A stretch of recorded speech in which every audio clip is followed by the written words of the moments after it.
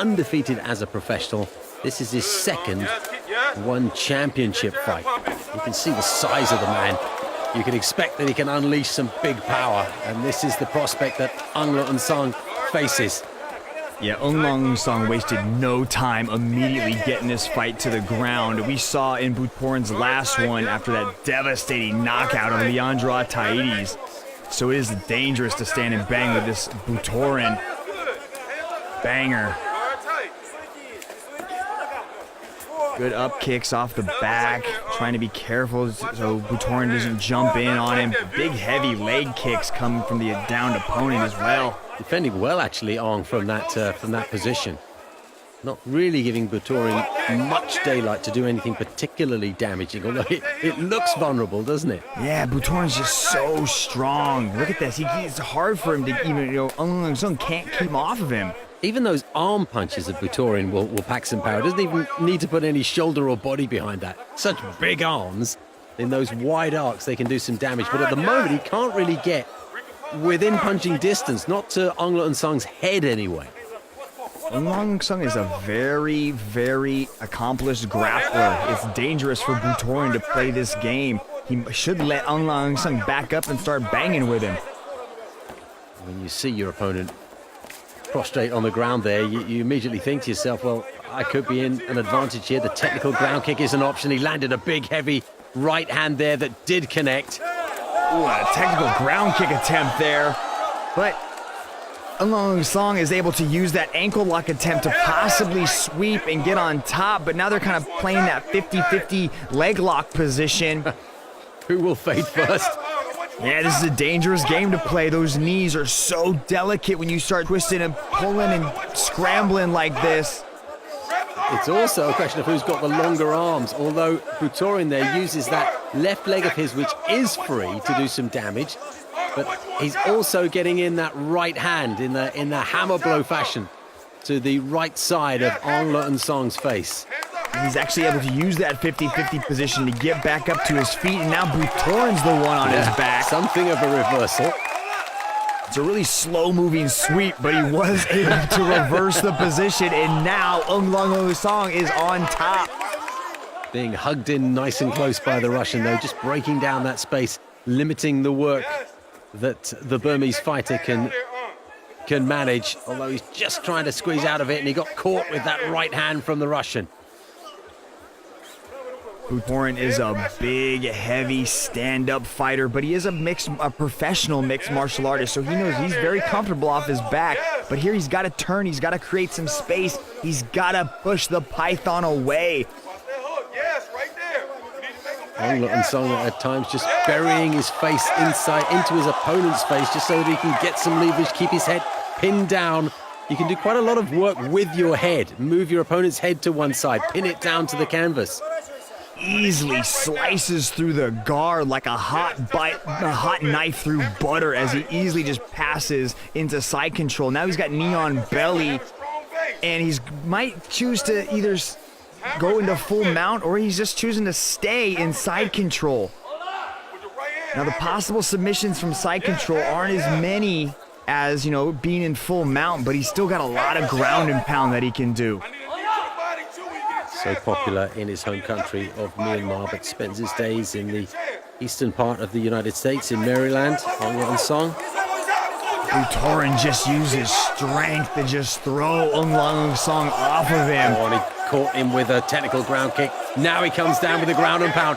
More ground kicks and another one on both sides of the head, both feet being used. So this is a good moment for Butorin to catch the judge's eyes. The referee looking carefully to see if Aung La Nsang is ready to give up. He's certainly taking some punishment, but he looks composed.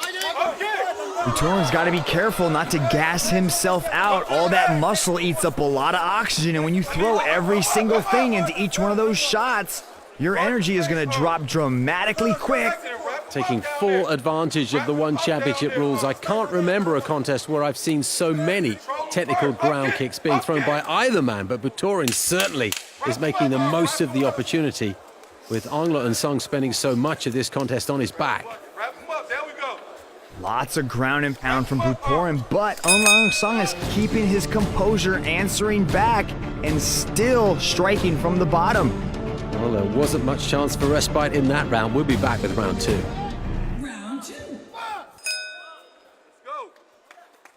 The middleweight champion is the Russian, Vitaly Bigdash.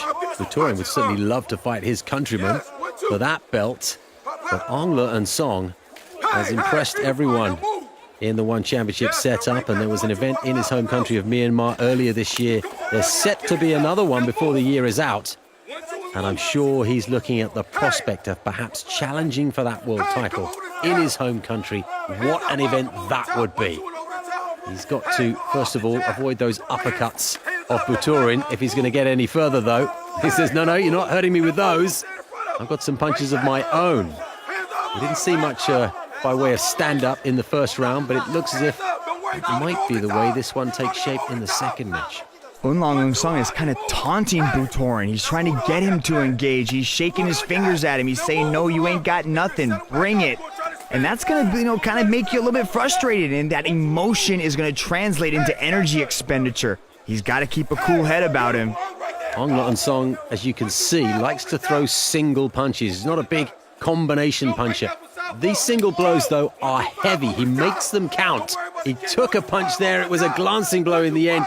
Got on the end of a ramrod left jab from Butorin as Aung La Nsang came in. These are heavy blows they're exchanging. Yeah, Butorin's throwing big shots, but they're sloppy shots. He's kind of lunging in. He seems like he's completely gassed He does already. look tired now, doesn't he? Mouth is wide open, Second sucking round. wind. And there's nothing more demoralizing than realizing halfway through the fight your energy is done. And you can see that Aung La Nsang, or was at least, could still be setting himself up for that knee to the middle of the body. He's sent one in already, and if Butorin really is gassed, That's an arm triangle, it's Steve. over. That's It's it. over. Just take us through exactly what that submission move was, Mitch. It was hard to see it coming. Yeah, you can see him kind of setting it up, but Butorin had his arm trapped up next to his head, and essentially the arm triangle is when you choke your opponent with their own arm. And you can see him press him up against the cage here, and Butorin just concedes defeat. And as soon as it's in, he immediately taps and realizes that that's the end of his title quest. Yeah, well called, Mitch Gilson. It was a second round that had taken quite a different shape to the first round, but in the end, a submission victory for Aung La Nsang. And who knows, will that next Myanmar card involve a championship challenge for this man on the right? 女士们、先生们，裁判赵子阳在第二回合1分57秒叫停比赛，以降服方式获胜的是红方选手昂拉恩桑。 What a prospect, Mitch, to see Aung La Nsang challenge for the title, perhaps in his home country history, that would be.